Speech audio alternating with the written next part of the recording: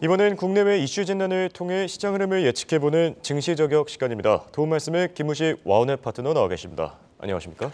네, 안녕하십니까? 자, 미국 증시 정말 거침없이 오르고 있고요. 한국 증시도 네. 좀 잘 따라가줬으면 좋겠는데, 자 우선 지난주 슈퍼위크가 끝이 났습니다. 그렇죠. 특징들 위주로 총괄적으로 정리해 주시죠. 네, 지난주는 금리 인하를 이제 예고하는 어떤 그런 FOMC 회의가 있었죠. 긴축 종료를 시사했습니다. 이게 굉장히 큰 호재로 작용하면서 예.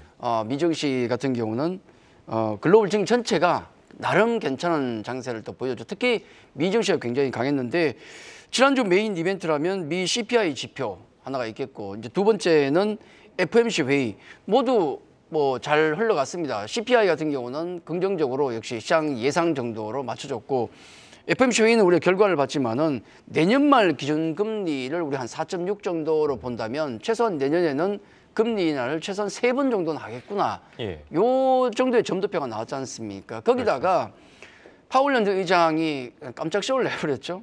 그동안 계속 매파적인 예. 아무리 뭐 연준의 어떤 의견이 있더라도 항상 경계감을 드러냈던 브레이크를 걸던 파월 연준 의장이 갑자기 비둘기파로 돌아서 버리는 깜짝 또 쇼를 했던 겁니다. 그러다 보니까 시장이 환호를 했고 미국 국채금리가 지난주 가파른 하락세를 보였지 않습니까? 예. 달러도 지난 금리를 잠깐 반등이 나왔습니다만은 아래쪽으로 약세로 좀 이어지면서 시장에 힘을 좀 불어넣고 있다 그렇게 말씀드릴 수 있겠고 그래서 미국 시장 같은 경우도 역시 금리 인하에 대한 기대감이 좀 더 높아졌기 때문에 성장주가 좋겠지만은 다만 성장주 그동안 빅테크주가 많이 올라왔기 때문에 지난주는 가만히 보면 특징적인 게 빅테크주들보다도 여타의 다른 소외된 섹터가 많이 올라왔더라는 겁니다. 그렇죠.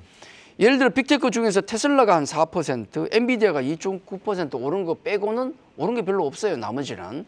그렇게 놓고 보면 나머지 쪽이 어디냐면 특히 AI 모멘텀이 계속되고 있는 인텔, AMD, 마이크론 같은 이 반도체 관련주가 8에서 한 9% 급등이 나왔다는 점.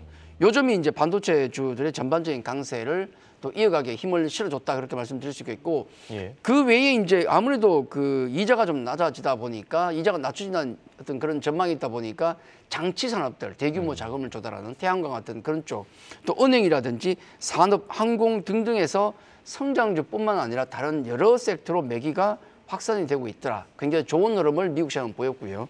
자, 우리 시장 넘어오면은 역시 마찬가지로 FOMC 회의 훈풍, 반도체주 강세, 미국에 또 윤 대통령께서 네덜란드 방문했던 요 이슈도 좀 이벤트가 상당히 크게 됐습니다. 그래서 반도체주 중심으로 지수가 상승했지만은 지난주에 우리 증시는 오게티가 하나 있었는데 그게 뭐냐면 결국 말 많은 대주주 양도세 이 그렇죠. 한도 상향에 대한 기대감 이걸 지난주에 추 부총리께서 논의한 적이 없다 이 발언으로 기대를 꺾어버렸거든요. 이게 굉장히 좀 심했는데 지난주 한 주간 개인 투자자의 실망 매물이 얼마나 왔냐면 무려 3조 5천억이 쏟아졌어요. 한 주 동안 3조 5천억의 매물이 나온 적이 언제 있습니까? 엄청난 매물. 그동안 그렇죠. 좀 기대를 했던 분들이 다 매도를 해버린 거예요. 그렇죠. 그래서 수급이 한계가 우리 시장을 조금 지난주 좀 불안했다. 전체적으로 SK 하이닉스 좋았습니다. 그래서 반도체 이끌었고 거기다 소외됐던 자동차 쪽 괜찮았고요. 또 정부에서 나왔던 그 우리 정부 정책 발표도 있었지만은 테슬라 봇이 또 테슬라 로봇 관련된 이슈가 있어서 로봇주들이 좀 강세였고 등등이 있었지만은 역시나 조금 2차 전지주를 놓고 본다 그러면은 세금 이슈 때문에 등락이 있었거든요. 그 호재에 따라서 왔다 갔다 호재 악재 때문에 왔다 갔다 했었고 더 중요한 건 뭐냐면 외국인 수급이 긍정적으로 돌아섰음에도 불구하고 개인 수급이 불안하다 보니까 시세의 연속성이 없어요. 시세 연속성이 없으니까 단기 테마주만 짧게 막 돌아가는 불안한 흐름을 좀 보였다는 점. 이런 부분들이 아무래도 시장 지수는 올라왔지만은 질적으로 놓고 봤을 때 연속성이 없는 불안한 흐름을 보였다는 것은 아마 지난주에 우리 증시의 아쉬움이 아니었을까 그렇게 말씀드리겠습니다. 네, 알겠습니다. 자, 그렇다면 이번 주에는 어떤 일정들이 예정되어 있는지 살펴봐야 될 텐데요. 우선 미국 쪽에서는 뭐 GDP, PCE 좀 굵직한 경제 지표들 나오고요. 기업 실적도 있습니다. 마이크론 실적도 중요할 것 같은데 그렇죠. 하나씩 짚어주시죠. 네, 지난주 상당히 중요한 이슈들이 많았습니다. FOMC 회의가 가장 중심적이고 그리고 산타랠리의 어떤 그 유무를 지난주가 결정할 가능성이 굉장히 높다고 말씀드렸는데 예. 잘 지나갔습니다. 자, 그것과 비교하면 이번 주는 별로 없어요, 솔직히. 경제 지표로 보면 역시 미국 11월 PCE 물가지수가 중요한데 왜냐하면 연준에서 이제 많이 참고를 하니까. 근데 그렇죠. 이미 지난주에 연준의 스탠스를 우리가 다 확인을 한 상태입니다. 근데 이게 뭐가 중요하겠습니까? 그렇죠. 그래서 이번 주에 뭐 아마 PCE 물가 지수 같은 경우도 중요한데 그렇게 중요하지 않을 수도 있다는 말씀을 좀 드리겠고, 아마 이제는 경제 지표는 호재는 호재로 악재는 악재로 정직하게 반응할 가능성이 높다는 말씀도 좀 드리고요. 예. 자, 그 외에 이제 이벤트라 그러면은 실적 발표가 좀 있는데 페덱스라든지 또 나이키. 페덱스는 전체 경기를 엿볼 수 있는 부분, 그렇죠. 나이키는 지금 중국 증시가 굉장히 안 좋거든요. 중국 경기 침체가 심하기 때문에 아마 그걸 엿볼 수 있는 부분이 나이키 실적이 아닌가. 그리고 우리 전체 기업들 그리고 또 여러 가지 시총을 놓고 보면 반도체 관련주가 역시 중요한데, 그것과 관련된 마이크론의 실적 발표가 이번 주에 있다는 것이 예. 우리 입장에서는 가장 큰 이벤트가 아닐까 하는 생각이 듭니다. 그 외에 일본 BOJ 통화정책회의, 아마 이 부분도 조금은 일본 증시와 우리가 연동해서 조금 중요한 부분도 있고, 그리고 네이버 삼성전자가 AI 반도체 공동 개발한다 그랬는데 이번 주에 뭐 발표가 있다 그러니까 이런 부분들도 섹터에 있어 중요한 이슈가 아닐까, 그렇게 말씀을 드리겠습니다. 네, 알겠습니다. 이번 주 예정되는 일정들도 살펴봤는데요. 자, 투자자분들이 가장 궁금해하는 게 산타랠리 과연 어디까지 지속될 수 있냐. 네. 지난주는 FOMC를 잘 소화했고요. 이번 주 그리고 다음 주까지 앞으로 증시 전망은 어떻게 보십니까? 그렇죠. 사실 산타렐라 그러면은 이제 크리스마스 전후에서 한 연초까지 이어지는 그런 흐름을 얘기하는데, 예. 미국은 이미 산타 선물이 배달되고 있는 중인 것 같고요. 예. 우리는 조금 기다리는 입장 같은데 다행히도 지난주 산타랠리를 결정할 중요한 한 주라고 말씀드렸는데 이벤트가 잘 소화시켰고 그 기대감은 높아지고 있는 상태고, 그래서 이번 주는 특별한 이벤트가 없지 않습니까? 그러면 지난주의 그 흐름이 그대로 이어질 가능성이 높다는 생각이 듭니다. 예. 지난주에 메인 이벤트 이후에 우리가 그림 하나를 본다 그러면은 2024년 이제 넘어가면 1월에 FOMC 회의가 있고 또 3월에 FOMC 회의가 있습니다. 바로 이제 다가온 거죠. 1월 FOMC 회의 같은 경우는 지금 금리 동결 가능성이 높습니다. 그렇게 보고 있는데, 대체적으로 시장에서는 지금 패드 와치를 통해서 보면 FOMC 회의 전망을 어떻게 놓고 있느냐, 결국은 금리 인하 쪽을 약 70% 확률로 보고 있어요. 맨 오른쪽 막대기가 금리 동결이고요. 그다음에 가운데와 끝에 있는 게 0.25 내지는 0.5%포인트 예. 금리 인하 확률입니다. 이게 한 70%로 굉장히 높죠. 그러면 시장에서는 지금 현재 내년 한 3월 정도의 금리 인하가 있지 않을까, 그렇게 내다보고 있는 겁니다. 물론 이제 지난주 금요일 또 연준 인사가 또 이제 브레이크를 좀 걸긴 했지만은 아마 상반기에 금리 인하가 되지 않을까라고 본다 그러면은 우리 증시 전체적으로 놓고 보면 최소한 재료가 노출되는 그 시점까지는 시장이 기대감으로 양호한 흐름이 이어지지 않을까 정도로 보는 게 좋을 것 같습니다. 그럼 당연히 산타랠리도 있지 않겠습니까? 그렇죠. 거기다가 우리 수급적으로 놓고 보면 우리 증시의 가장 큰 문제가 뭐겠습니까? 여러 문제가, 체력도 약한 게 문제가 되겠지만은 역시 우리 수급에 문제가 있는데, 우리 달러 인덱스 보셨지 않습니까? 원화의 흐름을 보셨지 않습니까? 그렇죠. 그런 흐름, 그리고 미국의 금리 인하 기대감 등등을 놓고 보면 우리 이 원화와 관련된 외국인 수급 같은 경우가 나쁠 수가 없거든요. 지난주에도 외국인 매수가 다시 재유입되고 있지 않습니까? 그런 부분들 좋고, 그리고 고객 예탁금이 다행히도 조금씩 늘어나고 있어요. 44조까지 찍었던 고객 예탁금이 서서히 올라와서 지금 50조를 넘어서 가장 최근 수치를 보니까 51조까지 올라왔거든요. 왜냐하면 그렇죠. 그래도 미국 시장이 돌아가니까 기대감을 가지고 지금 개인 투자들이 좀 들어오고 있다는 겁니다. 고객 예탁금만은 그렇거든요. 그래서 이런 부분을 놓고 본다 그러면은 증시에 대한 관심, 개인 투자의 관심도 좀 늘어나고 있다. 긍정적이죠.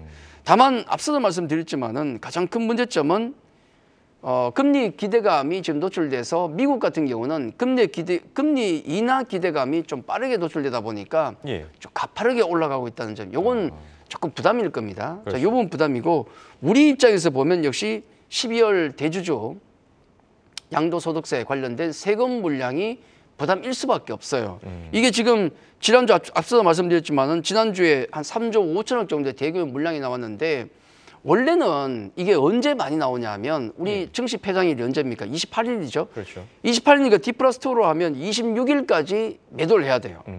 근데 보통은 그 전에 매도가 나오니까 그 전주인 한 22일과 26일 정도에 한 1, 2조 매물이 한꺼번에 나오는데, 이번에는 실망 매물 때문에 미리 지난주에 왕창 쏟아진 겁니다.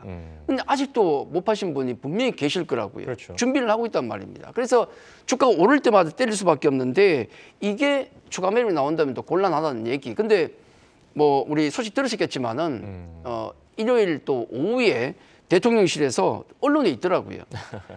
금리 이 대주 양도소득 기준을 50억 상향 얘기가 지금 나오고 있고 그리고 생각해 보십시오. 어차피 이 제도는 2025년이면 바뀌지 않습니까? 올해하고 내년만 한시적으로 해당이 되는 거예요. 이 50억이라도 올해와 내년까지입니다. 두 번밖에 없거든요.